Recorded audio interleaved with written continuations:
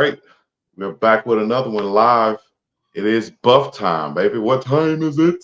It's buff time with Brian and Bigg Dogg Chico right here on both of our channels on YouTube, Facebook, Instagram, Twitter, and so on. Y'all tune in, check in, hit the like, subscribe, and comment, and all the other good stuff. Brian, how's it going, man? We're coming up on the last practice for the Colorado Buffaloes in the spring, not including the spring game, which we'll preview more on Friday, but we got the last practice coming up tomorrow and a bunch of portal news to talk about.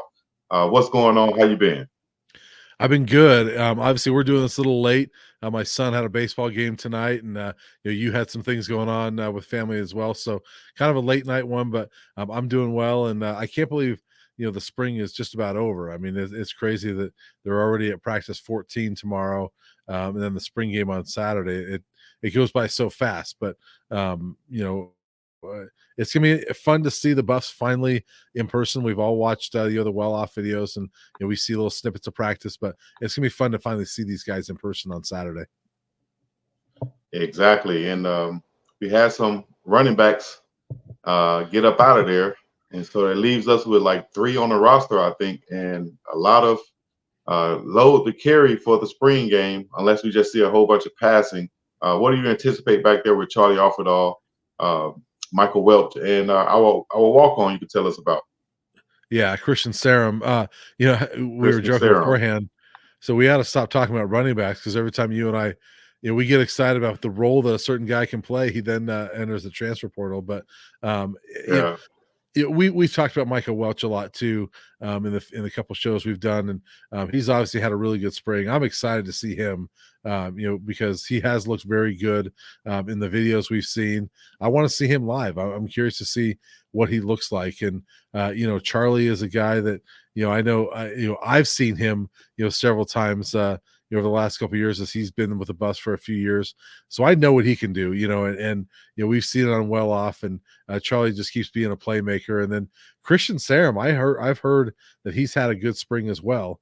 I'll be curious to see what he brings to the table as well. And, if Charlie and Christian are capable backs, then maybe that lessens the need to go grab a bunch more backs in the portal. Obviously, you currently only have 1 on scholarship. Then you got, Dallin Hayden coming in from Ohio State, so that's 2. But you probably need a couple more running backs. But, if Charlie and Christian are the real deal as walk-ons, then you probably don't need to grab 3. You can maybe get away with 2. So I'm curious to see what those guys look like on Saturday. Definitely. There'll be a lot to carry for those guys, but we look like we have a guy coming in, Dallin Hayden from Ohio State. Dylan Edwards is out, and Alton McCaskill, along with Savion Wilkerson, which is kind of a surprise for some people, being that he was technically kind of hurt, and he was in that third back role. But with Alton leading, he kind of moved up to seemingly 2. But then we had the news of Charlie being 2, and it's kind of maybe had some people thinking. So what do you think about those moves, those 3 running backs leaving? What's the most significant one, and how are we going to bounce back from that? Yeah, Savion doesn't surprise me as much. It does in one regard, in that he obviously played for Coach Prime, at Jackson State, and came here, and he's a Coach Prime guy. But we've seen a few of those guys leave already. And Savion just, he got a few carries last year, but maybe he just didn't see the same type of role. And he was an 1,100-yard rusher at Jackson State 2 years ago, and I've got to imagine that last year it was a bit frustrating when you go from 1,100 yards. I mean, he was an all-conference back at Delaware State, and then he rushes for 1,100 yards at Jackson State, and then he comes up here and he thinks maybe he's going to have a bigger role, and doesn't. Maybe he just doesn't see that going forward. To me, the big one was Dylan, because I just didn't see any clue of that coming at all. I mean, he was talked about so much this spring. Not only he came to the podium, but Gary Harrell, Coach Flea talked about him. Pat Shermer has raved about him. Coach Prime has raved about him, as always. Everybody's raved about him, and talked about. And you and I talked about the role of Dylan lining up at receiver more, and they've talked about him having a different type of role this year, and how excited they were, and the need to get him the ball more. And so I know we were sitting there waiting for practice, when the news hit we're waiting for practice to end when the news hit that he was going to the portal. I'm curious what your thought was. You might have been in bed still because you're on Hawaii time, but when you see that, what was your thought when you saw Dylan Edwards in the portal? My thought was, even though I got like a little bit of a heads up, I still couldn't believe it. I was like, come on, dog. Like, but if it's about, like I've kind of heard from a birdie, that it could be about money, NIL situation, then, you really can't fault any kid for going out and trying to better a situation for themselves and their families if they feel like it's the right thing to do. Us sitting here, maybe hindsight or whatever, or looking at it from an experience point of view, we might say, don't do it. Why are you doing it? You don't see this, you don't see that, but I think at the end of the day that these guys make the decision as best that they feel for them. I can't really say whether it's going to be they don't want to compete with something or anything. I don't know that. I bet you Coach Prime and the coaching staff and people around it can say that, with a lot more concernment or just be more definitive by saying that. I can't, because I haven't seen them each and every day at practice. But I have heard some things like that. But I think they're making a decision that's best for them. Dylan really did hurt because we thought and we projected for him to be such a weapon for us this year in so many ways.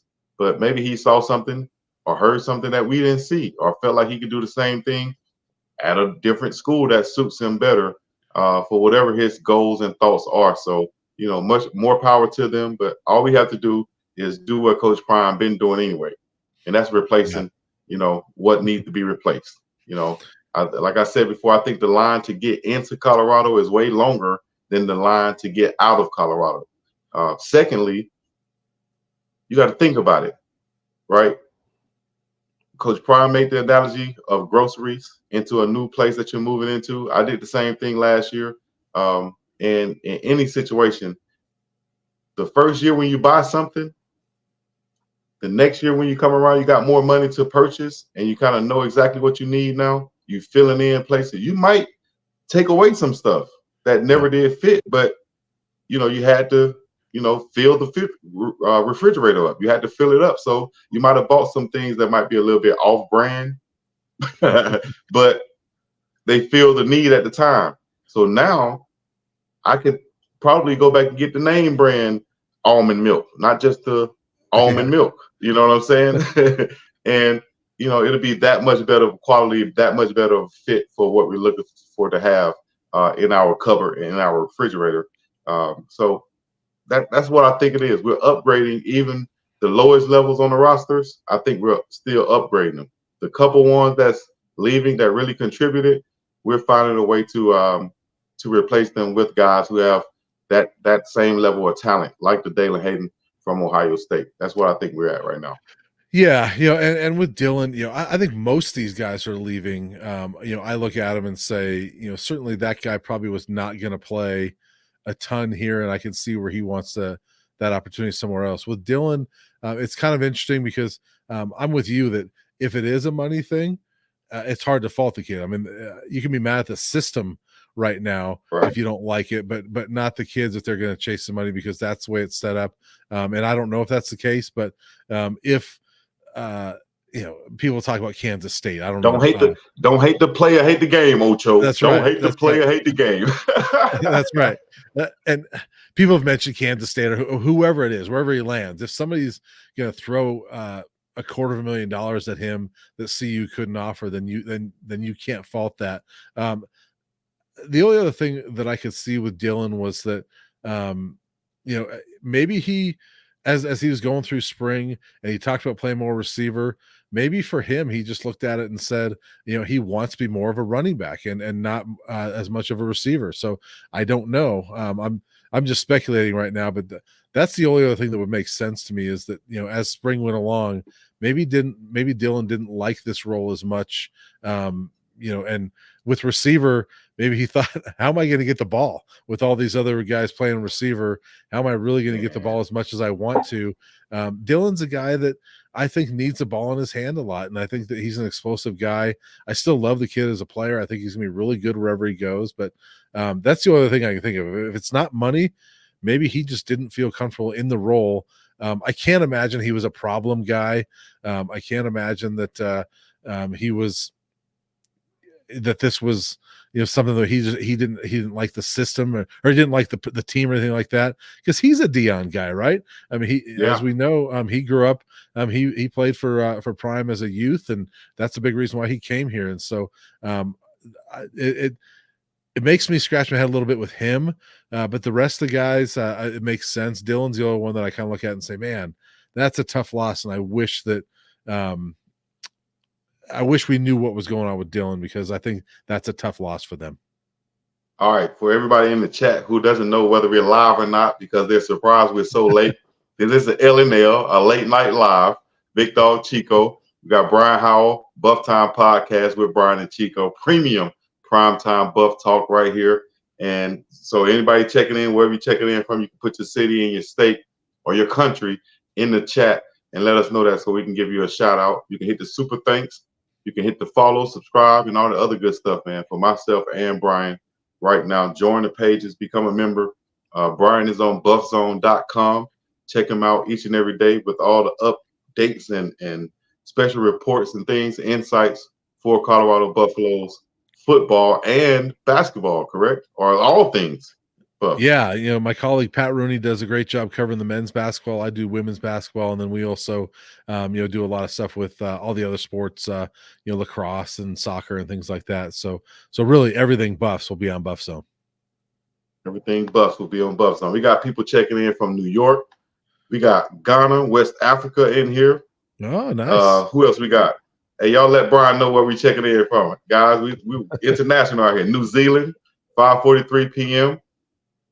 He's just getting off work there. Miami, Florida, Eastside, Detroit, California. Yes, we're checking in live. Any questions, y'all go ahead and get them in. We got Brian Howell right here. I saw a graphic put up, which I shared also, but Uncle Neely in the pregame show basically came up with a graphic saying that, let me see if I can pull it up right here, which is from April 15th through April 23rd, 20 from Colorado football have hit the portal. 8 participated in most of spring training. 9 did not participate at all in spring conditioning, and 3 had limited participation. That's what 60% of portal entries are from players that had little to no involvement in 2024 preseason, which includes winter conditioning and spring training. What can you say on that?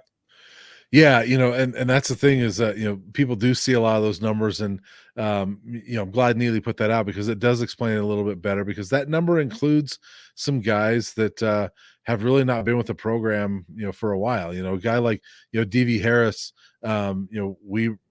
it's been reported, I think back in January, February, that he was no longer with the program.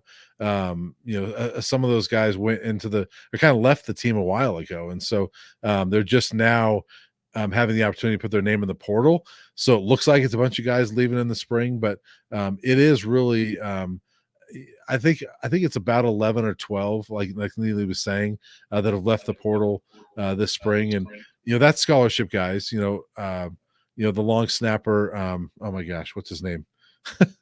I'm totally blanking on Warchuk. My guy Cameron Warchuk. Yeah. I know who he is, but I just blanked the name. But, he goes in the portal. He's a walk-on. He is a portal guy, but there were a few guys, like you mentioned, that were limited participants in the spring, and so it's not like there's a bunch of guys that have been practicing all spring. Carmani was one of the limited participants, right? I'm not sure he did much of anything. I mean, it was just, I think, last Thursday or Tuesday that Coach Mathis told us Cormani finally came back and he started running, so he wasn't really doing anything this spring at all. So 8 guys. It's still probably more than you want to see if you're in a lot of programs, but again, Coach Prime does it in his way, and it's if you're not pulling your weight and if you're not a guy that's going to play here, then it's maybe best for you to move on. and find somebody else that can fill that role. Yeah, and like I said, I think he's trying to trim off those guys who, and there's no disrespect, but it's trimming off the guys at the end of the rosters who we know weren't going to get a lot of playing time. And this, I guess, goes for the 9 or the 12 or whatever, that we knew wasn't going to get the playing time. So you might as well try to recruit, take a chance on the portal to bring in however many guys you lost, bring in that many guys and see if those can be a fit for you. You know what I'm saying? So, same way you let JJ Hawkins go, about a 260-pound, 270-pound guy, pretty much undersized for the position we wanted him to play. You go out and get the guy from Ohio, 277, 280 pounds. So not a huge difference, but probably that much more of an improvement. If you can make it, then make it. Like Coach Hart said this week, if we're going to make this much of an improvement right now, later on it'll be this much of an improvement by the time we're ready to play. Yeah, it's funny you mentioned Hawkins because he was the guy I was thinking of. Was that's a guy that what's one of the big position groups that they filled needs at, and that's defensive line, right? They brought in a lot of guys, and so Hawkins might have been a second team guy, rotational guy by the end of last season, but as of right now, you look at it and say, well, was he really going to play a whole lot? And probably not, and he probably saw that, and so it's best not only for the Buffs, but it's best for JJ Hawkins to go find, maybe there's a spot where he can play somewhere else. And also I think that, again, I'm speculating, but a guy like JJ Hawkins, maybe if he's disappointed that he's further down the depth chart, whereas you bring in someone else from another school, they're excited now to be here and they've got new energy that, maybe some of these guys that have fallen on the depth chart don't have anymore.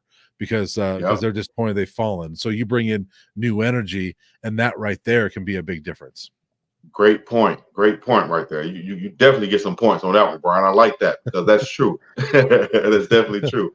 All right.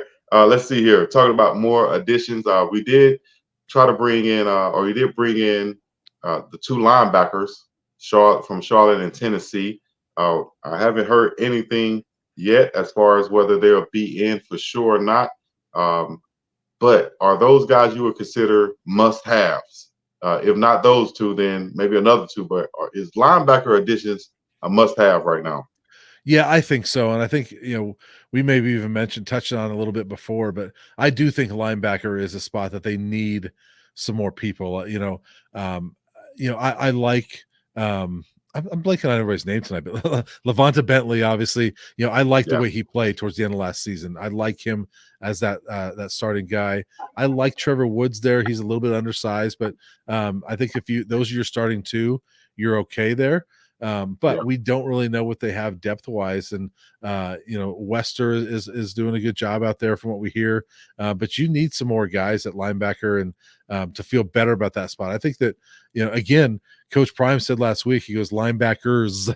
He mentioned, he emphasized this, so we know they're bringing in, they're looking at more than one. And so I think they do need to bring in 2 or 3 guys. Definitely. So, and that's no disrespect. We like what Trevor Woods, like you said, been doing in the passing game. Same thing for Bentley. But we need that depth because you never know what can happen. And we're always looking to add better football players to the team at all times. So let me check out here. If you haven't already, y'all check out buffzone.com.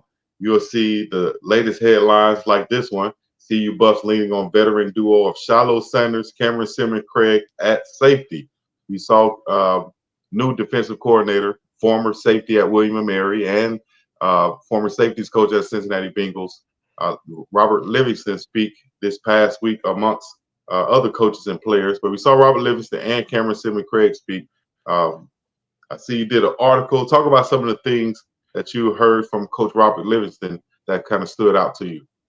Yeah, he mentioned the leadership ability of those 2 guys and how they're leaning on them quite a bit because they are leaders. They're veteran guys. I mean, I like that duo because Cam and Shiloh played together at Jackson State, and then they played together last year. So, we talk a lot about the newness of this team and all the different changing parts, but that's one duo that now is going into their 3rd year together on the field. And I'm not sure that's even a thought that just crossed my mind for the first time. Like, wow, this is their third year Yeah. together, as a safety duo. That I don't think that's talked about enough. That I think that's important. Those two guys back there, we know, and even Livingston said it. Safety is the quarterback of the defense because they see everything back there. And when you've got two guys that know each other as well as Cam and Shiloh do, and they've played so many snaps together, I think that's huge. And Cam, obviously, we saw last year play a lot in the nickel. I think he's going to be more in that safety role. But Livingston likes those two guys back there. I think that's a great starting duo back there. I do too. You can't understate that chemistry that those two have coming over from Jackson State and the year they had last year. I think they'll just improve on that. More turnovers with a turnover type defensive coordinator who's had some Pro Bowl safeties with the Bengals. So hopefully these guys can have Pro Bowl type, all conference type seasons for the Buffs this year. And real quick, I'll say, speaking of those Pro Bowl type safeties, Livingston, really helped develop Jesse Bates into one of the best safeties in the NFL. And Shiloh mentioned that Livingston's kind of coaching him a little bit like Jesse Bates, and he sees some of those qualities in him. And so, I think if they can get that, I don't know if Shiloh's going to be as good as Jesse Bates. I mean, that's an all-pro safety, but if you can see some of those same qualities, that's huge. And Shiloh's loving the fact that he's got a guy that just came from the NFL that has coached that guy, helping him out. And so I think there's some good upside to these safeties. And Shiloh and Cam have played well. I think there's even more upside to both those guys. But yes, definitely. And speaking of the safeties, the defensive back position, we're a little thin at the cornerback position now, I think, with the departures that we've had and the injuries that we have. But with the ones that are still there, are you anticipating any additions being made by the recruiting department and Coach Prime? Yeah, I think there probably will be. That's an interesting spot, though, because they have had a couple of those recent prep signees at corner, a couple of those unheralded guys that just aren't here yet. But you like the three, Hodge and McKinney, and then obviously Hunter. The top three there. You also got Stoutmeyer and Amarion Cooper that have been playing some safety, but it sounds like Stoutmeyer's been more at corner, Cooper been more at safety, but they can obviously play there. We've seen them both play well at corner, so you got them as options as well. And then you have those two prep guys coming in, so it'll be interesting to see what they do there. I would imagine that they're going to add somebody because until Cormani went in the portal, you probably thought you would have him there, so you probably do need another corner. And they do have about 15, 16 scholarship spots to fill. So I would imagine there's going to be another corner coming in. Yeah, we got a lot of guys entering the portal now. I don't want to do a lot of speculation, but it's some big guys from my home state. The former starting center for Alabama is in the portal. I got word that DeBoyer brought over his starting center from Washington. So you got two starting centers, and one is now entered the portal, and also a big defensive tackle that's very talented that's in the portal. I don't know what we have to do to try to get on those guys' radar or whatever, but I think those would be some good additions to add on. But to move into a spot that's probably the deepest on the team, and we have guys coming in that can contribute this year, that's the wide receiver position, man. We have some guys. I saw a big guy on the well-off videos, and I realized, weeks ago, that is Terrell Timmons. Yeah. I'm excited about him. He's a big dude that's a lot of people not talking about that I think can find a way into the lineup. Draylon Miller, Cam Michael coming over. I think they can replace the roles that Dylan Edwards probably was going to play in the passing game, or even Jimmy Horn Jr. can step in and be that ace in the hole, that Pacheco, that Tyreek Hill type jet sweep handoff type guy, secret weapon. What do you think about the wide receiver spots? Yeah, it's so deep right now, and you look at obviously Travis is there. Will Shepherd is coming in. LeJohntay Wester was, second in the country in receptions last year. Cordell Russell, was a guy from TCU that was just a true freshman last year that was a 4-star coming out of high school. Omarion Miller, is a guy that we saw against USC, has explosive ability. And, this spring, looks like he is putting up some big time, plays, day in and day out. And so, you look at that group and you're like, wow, okay, there are some dogs at that receiver position. And you're right, there's more coming in. And and we know how Coach Prime is. He's always going to look at receivers. If there's a really good receiver that wants to be here, they're going to find a way to get him here. And so this is why I kind of can see where, maybe Dylan looked at that and said, really, how am I going to get the ball? If I'm playing receiver, how am I going to get the ball over these guys? Because do you want to throw it to Dylan over a Jimmy Horn or a Travis Hunter? Well, I think that was more of scheme and personnel and mismatch type situation. So if I was Dylan, I would have been like, I love it, because you're telling me that you're going to try to do multiple things with me to get me the ball. I love it. Yeah. If I'm in the slot, backfield, special teams, whatever it is, if I'm getting the ball, then I'm all for it. But maybe he said, I just want to be a straight feature back. Let me go to Miami. Let me go to Kansas State. Let me go to Mississippi, Ole Miss, somewhere, and just be a straight feature back and see how it works out for him. But we shall see. A couple questions that we have.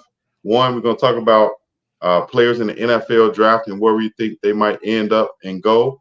But also, I want to talk about what Coach Prime did at the recent practice by letting guys call out each other and go one-on-one. And the first one I saw that I highlighted was Jeremiah Brown, who I've been seeing all over the field make some plays this spring. I saw him step up and call out Khalil Benson. He didn't call out a small dog. He called out one of the big dogs and went up there. They went, the first one I would say is a draw. Second one, Jeremiah Brown did a nice spin move inside. The third one, Khalil Benson checked him on the outside. First of all, what do you think about the competition, and also Jeremiah Brown and his emergence?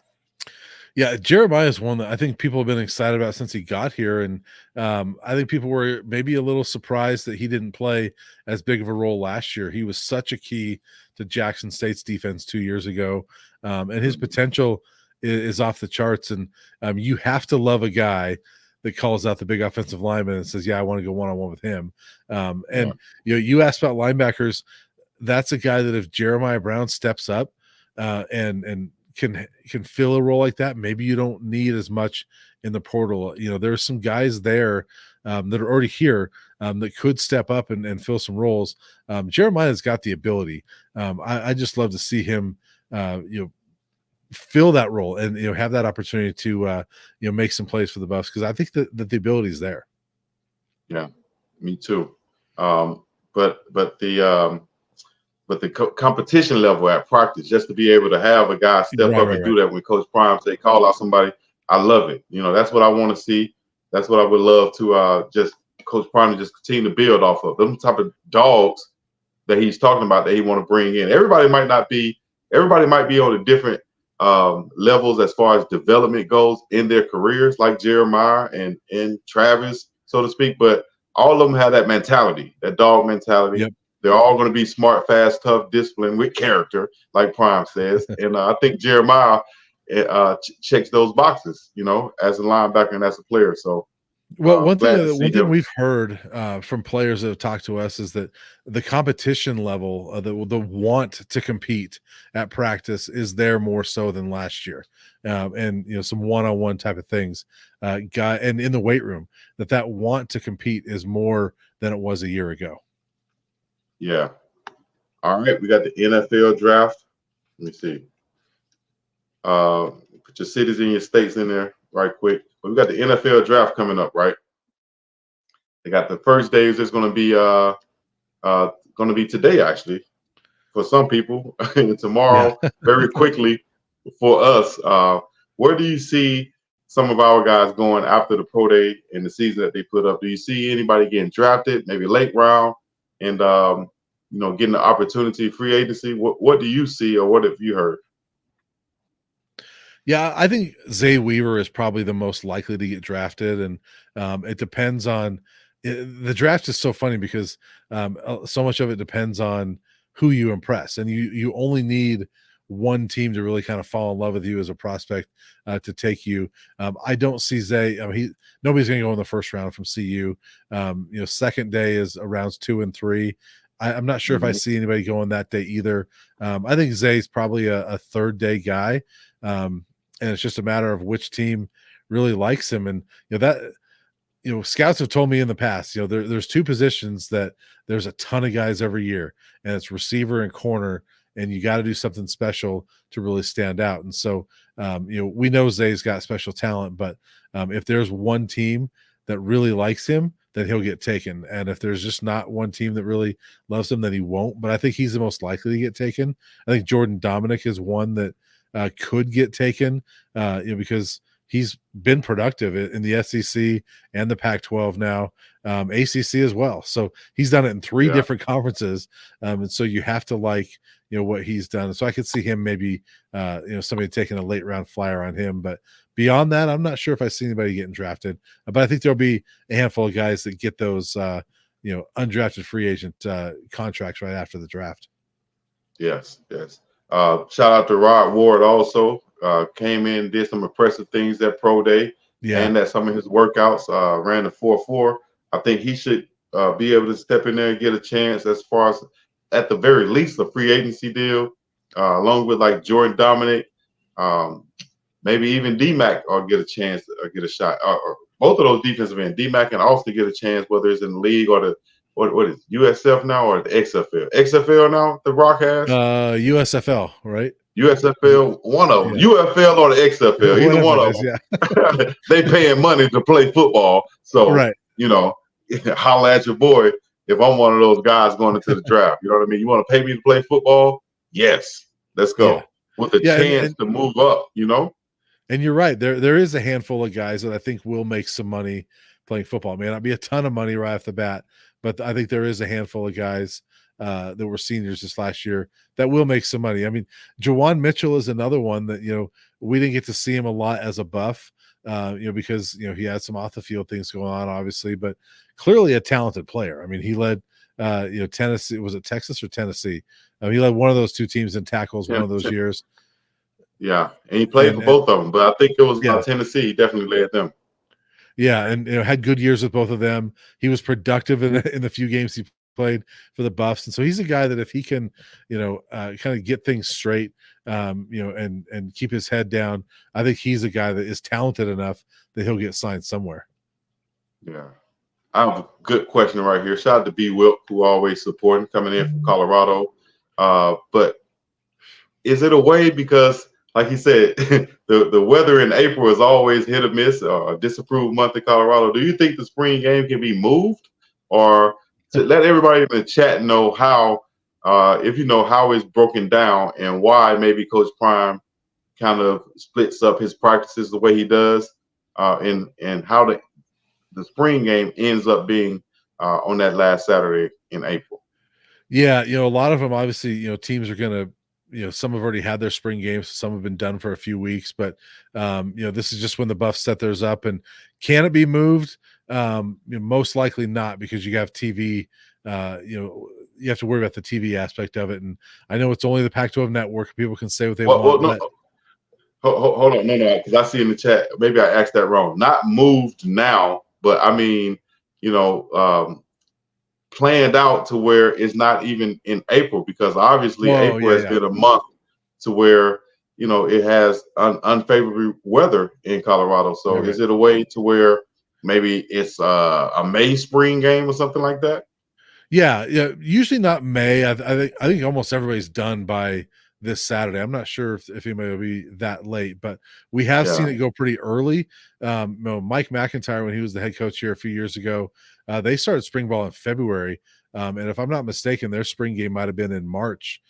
So I've seen it.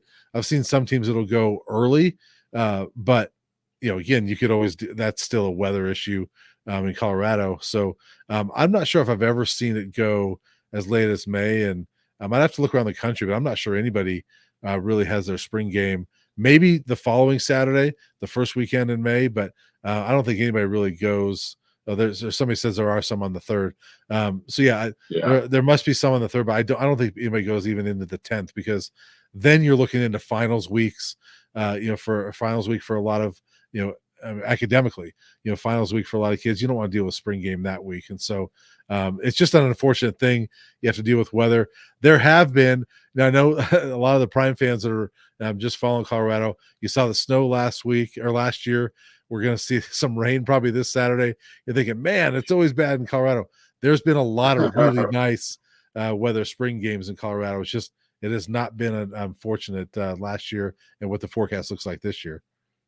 Right. Look like it's going to be slushy out there. So yeah, we can we can preview it. We'll talk about that Friday. But as far as the events, some of the stuff going to be popping off tomorrow, right? Is it the talent show that's tomorrow? The talent show that's tomorrow. I think Lil Boosie coming in. Boosie and Boulder, the rapper. So shout out to Boosie. He should be in there. And a bunch of local talent. So I think that's good. Is there anything you're going to be attending? Trying to get out there too? No, I won't be able to.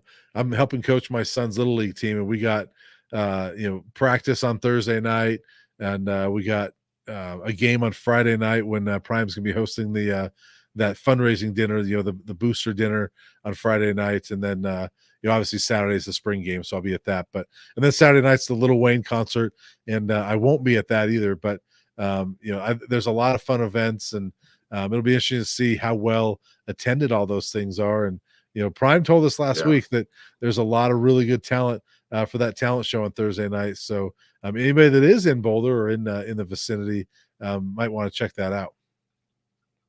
Definitely. Get your tickets at cubuffs.com. I think most of the events will be at the CU Event Center. That's where Prime's Got Talent will be kicking off at. Whether it's raining or not, should go out there and support. I think Shadur and Travis both have pop-up events going on this weekend also with their brands. So it should be a lot of things going on and people out and about regardless of the weather. Maybe we'll see. But 18,000 at least have already bought tickets to the game and some of the events. So, maybe it'll still go down. Maybe the weather won't be as bad as the forecast says, and we'll see how that happens.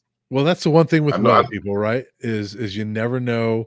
Sometimes they're spot on, sometimes they're not.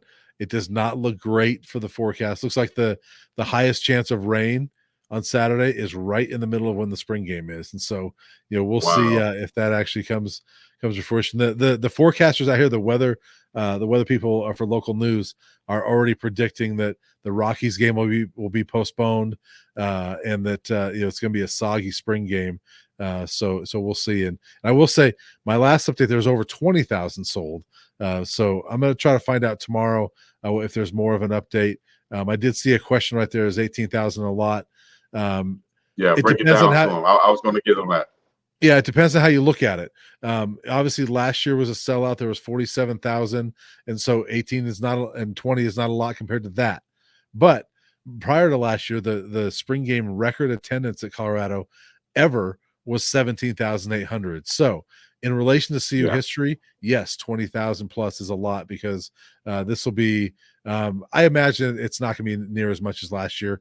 It's going to be top 2 in attendance in Colorado spring game history. And keep in mind that, all those previous records for attendance were all when tickets were free. That 17.8 was free tickets, and you didn't have to pay. Just come and watch, and you still only got not even 18,000. This is 20,000 people that are buying tickets. So for Colorado history, that's a lot. Definitely. So y'all got to put it in perspective. Yes. Don't just compare it to last year. When the first year when everything was popping off. So any celebrities you expecting to see? No, I'm not sure, man. No, but all in all, man, y'all check out more updates on BuffZone.com. Check me out on Bigg Dogg Chico on all platforms. This is BuffTime Podcast with Brian and Chico, broadcasting on Brian's channel and my channel. Anything you want to leave them with, Brian? Yeah, just one other quick thing is I did throw up today a transfer portal tracker, just kind of a little chart to keep Oh yeah, people informed on the comings and goings of who's going into the portal and who is coming in. So just a side to side comparison, and so people can see. And hopefully, my goal is to keep that updated with every name that goes in and out of the portal. So that'll be up on Buff Zone, all the time. So keep up to that if you're curious who's actually gone in the portal and who's coming in. I like that. As a matter of fact, let me see if I can get a quick little screenshot of that and share that, because this is a good visual for people who want to see it and got questions. Maybe we can pull this up and see if we can talk about it right now. Yeah, there you go. So players leaving, players added. Y'all see it right here very simply. Go to buffzone.com, check it out, and you'll see what's going on. And then obviously Shema Mateo in red because he was added, but it's now no longer there. He's now an Arizona State Sun Devil, by the way. I don't know if you saw that, right? But committed to ASU, I think earlier this evening. So, yeah, shout out to Shema Mateo. Best wishes to you guys, to you and everybody else. If you haven't checked out the interview from earlier with my guy Rod Ward, y'all check out Roderick Ward and some of the good things he said about Colorado and playing for Coach Prime, and even some of his teammates. So check out Roderick Ward, support him in his new endeavors, and good luck to him and all the other senior buffs who are now in the NFL draft, hoping to get picked up by someone. So that's going to be, I think, our show for the night. We appreciate you guys checking in to the Buff Time podcast with Brian and Chico. This is Premium Primetime Buffs Talk. Let us know what you think. Leave a like, subscribe, comment, and everything else. And Brian, we're going to be up and about of here, man. All right? All right. We'll talk to you soon. Yes, indeed. What time is it? Buff time. All right. Thank you guys for coming out. God bless you. Good night. Yeah.